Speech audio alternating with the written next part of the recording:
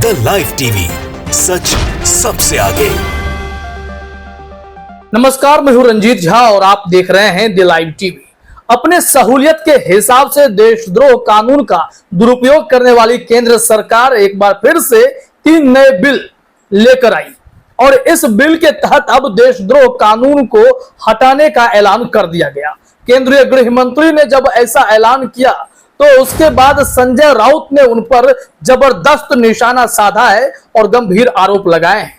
उन्होंने कहा कि जिन पर देशद्रोह का कानून लगाना चाहिए था उन पर तो लगा नहीं, अब इस देशद्रोह कानून को हटाया जा रहा है। उन्होंने कहा कि यह सब कुछ सिर्फ आरएसएस के नेता कार्यकर्ताओं को बचाने के लिए हो रहा है। उनका आरोप है कि डीआरडीओ के वैज्ञानिक प्रदीप कुरुलकर जो पाकिस्तान को खुफिया सीक्रेट बेच रहे थे, डिफेंस का सीक्रेट बेच रहे थे, उन्हें बचाने के लिए ही इस देशद्रोह कानून को हटाया जा रहा है। और इस बीच पाकिस्तान के साथ संबंध रखने वाले कभी सीआईएसएफ में, कभी गृह मंत्रालय में, तो कभी डीआरडीओ में ऐसे लोग मिल रहे हैं। अब इन लोगों को क्या बचाने के लिए ही यह सरकार देशद्रोह कानून हटा रही है? ऐसे सवाल संजय राउत ने पूछे हैं। एबीपी न्यूज ने खबर भी दी है, जरा अपने स्क्रीन पर देखिए। हेडलाइन में कहा गया है, प्रदीप कुरुलकर को बचाने के लिए देशद्रोह का कानून हटाया, डीआरडीओ वैज्ञानिक का जिक्र कर बोले संजय राउत। सिर्फ डीआरडीओ के वैज्ञानिक ही क्यों? खैर, बताया जाता है कि डीआरडीओ के जो वैज्ञानिक जिन पर पाकिस्तानी एजेंट होने का आरोप लगा और वो पकड़े गए, जिन्होंने रक्षा के सीक्रेट, जो डिफेंस के सीक्रेट है, वो पाकिस्तान के हाथों बेच दिया है, उस व्यक्ति का कनेक्शन आरएसएस से है और इस वजह से बचाया जा रहा है। यह भी गंभीर आरोप है। जरा देखिए अपने स्क्रीन पर जो कहा जा रहा है संजय राउत के द्वारा कि उद्धव बाला साहेब ठाकरे गुट की शिवसेना के राज्यसभा सांसद संजय राउत ने देशद्रोह कानून को लेकर गृह मंत्री पर निशाना साधा है। उन्होंने कहा, क्या सरकार डीआरडीओ के वैज्ञानिक प्रदीप कुरुलकर को बचाने के लिए देशद्रोह कानून हटा रही है? यह सवाल है। और मैंने कहा कि सिर्फ प्रदीप कुरुलकर ही क्यों, इस बीच में गृह मंत्रालय में भी एक व्यक्ति पकड़ा गया है जो हनी ट्रैप का शिकार हुआ और कई ऐसी जानकारियां जो है उन्होंने साझा कर दी पाकिस्तान में।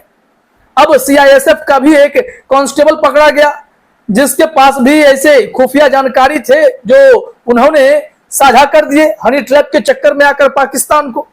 उनके फोन में जो वीडियो डेटा थे वो डिलीट कर लिए गए। क्या कुछ हुआ यह तो अब जांच का विषय बन गया है। उन पर केस भी दर्ज हुआ।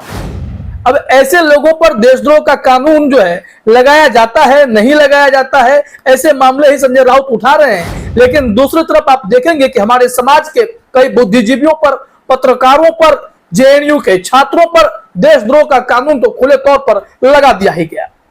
लेकिन अब यह सरकार कहती है कि वक्त आ गया है कि अब इस देशद्रोह कानून को हटा देना चाहिए। और वो इसलिए हटा देना चाहिए क्योंकि यह अंग्रेजों के जमाने से चला आ रहा कानून है और ऐसे कानून की हमें जरूरत नहीं है। हमारा मकसद किसी को जेल में डालना नहीं, किसी को सजा देना नहीं, बल्कि न्याय करना है।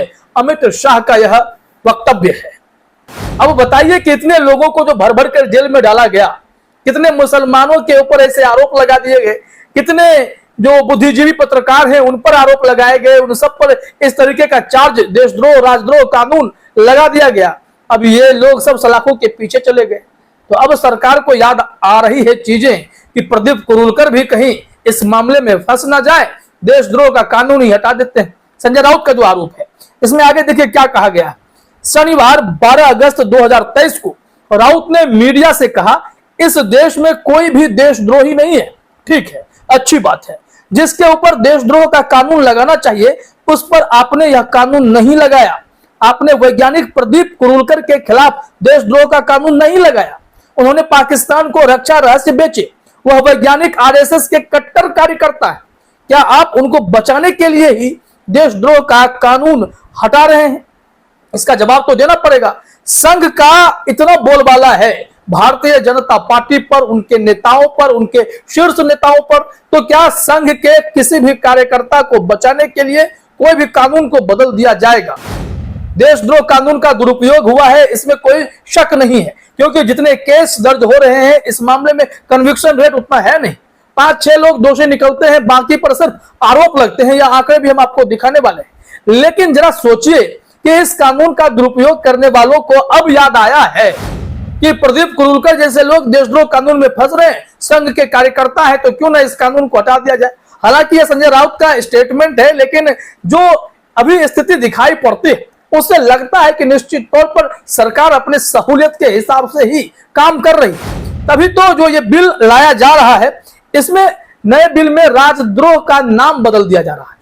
इस कानून में कुछ परिवर्तन किए जाएंगे और उसके बाद इसे लाया जाएगा। इस संबंध में भी जानकारी दी गई है, जरा देखिए अपने स्क्रीन पर। अगर पेश किए गए बिल पर नजर डालें तो हम पाएंगे कि राजद्रोह का कानून बदल कर आ रहा है।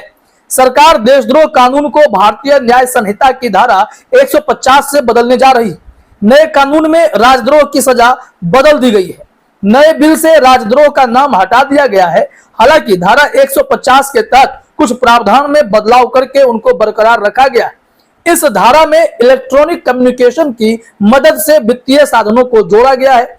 गृह मंत्री अमित शाह ने कहा कि सरकार का लक्ष्य न्याय सुनिश्चित करना है, न कि सजा देना। अमित शाह सदन में बड़ी बड़ी बातें करते हैं और कई दफे बहुत बड़ा झूठ भी बोल जाते हैं, ये हर कोई जानता है।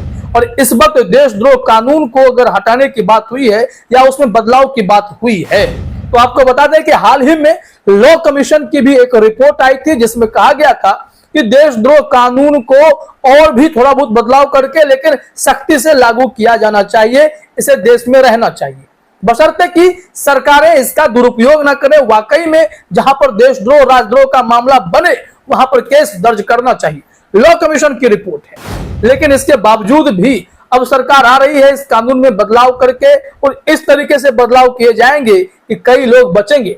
वैसे तो कई को बस इस आधार पर पकड़ लिया गया कि वो देशद्रोह कर दिए होंगे। जैसे पत्रकार लोग अगर कुछ लिख देते हैं तो वो देशद्रोह का मामला बन जाता है। अगर कोई भाषणों में कुछ बोल देता है देशद्रोह का मामला बन जाता है। लेकिन कोई पाकिस्तान के हाथों खुफिया जानकारी बांट दे, बेच दे, ऐसे डीआरडीओ के वैज्ञानिक हो, सीआईएसएफ का कांस्टेबल हो, गृह मंत्रालय का स्टाफ हो, इन लोगों पर कोई कार्रवाई क्या हो रही है? बस खबरें आ गई और धीरे धीरे बात जो है आई गई हो भी जाती है कि भाई हनी ट्रैप का शिकार हो गया, मासूम था बेचारा क्या। ऐसी स्थिति इस देश में हो रखी है। अब आप अपने स्क्रीन पर देखिए, आज तक की खबर है, हेडलाइन जरा ध्यान से देखिएगा। इसमें बताया गया है सेडिशन लॉ, 6 साल में 326 केस दर्ज, सिर्फ 6 दोषी करार, असम में सबसे ज्यादा मामले दर्ज। इसमें कहा गया है सेडिशन लॉ, राजद्रोह कानून के तहत पिछले 6 सालों में देश में कुल 326 मामले दर्ज हुए, इसमें सिर्फ 6 को ही सजा दी गई है। राजद्रोह के सबसे ज्यादा मामले असम में दर्ज हुए हैं, तो इतने केसेज में 6 मात्र दोषी। वाकई में तभी तो सुप्रीम कोर्ट को यह आदेश जारी करना पड़ा कि अब आगे से जब तक लॉ कमीशन की कोई ठोस रिपोर्ट नहीं आ जाती है, देशद्रोह राजद्रोह के अंदर कोई एफआईआर दर्ज नहीं किया जाएगा। और उसके बाद यहां तक कहा गया था कि जो लोग इस कानून के तहत जेल में बंद हैं वो जमानत के लिए याचिका दायर कर सकते हैं। ऐसे में कई मुस्लिम ने राहत पाई, अदालतों ने उन्हें भी जमानत दी है। तो कुल मिलाकर अगर इसे समझा जाए, देखा जाए तो देशद्रोह कानून का दुरुपयोग तो हुआ है और ऐसे में अब सरकार इसे नए ढंग से पेश कर रही है। इसमें देखना होगा कि क्या बदलाव हो रहे हैं और कितने बड़े इसमें सजा मिल सकती है। कुछ कानूनों को खत्म किया जाएगा, कुछ कानूनों को नए फ्लेवर में लाने की कोशिश हो रही है। सवाल उतना ही रहेगा कि इसका सदुपयोग होगा या दुरुपयोग होगा। प्रदीप कुरूलकर जैसे आरएसएस के कार्यकर्ता को बचाया जाएगा या फिर मोहम्मद जुबैर, कन्हैया कुमार समेत कई ऐसे जो बुद्धिजीवी हैं, जो अच्छा बोलते हैं, अच्छा लिखते हैं, सरकार की गलत नीतियों पर अपनी आवाज उठाते हैं, उन लोगों को आवाज उठाने पर देशद्रोह का केस डाल दिया जाएगा और सलाखों के पीछे भेज दिया जाएगा। इन सब चीजों पर नजर बनी रहेगी। फिलहाल इस वीडियो में इतना ही। आप सभी का हमसे जुड़ने के लिए बहुत बहुत धन्यवाद। द लाइव टीवी, सच सबसे आगे।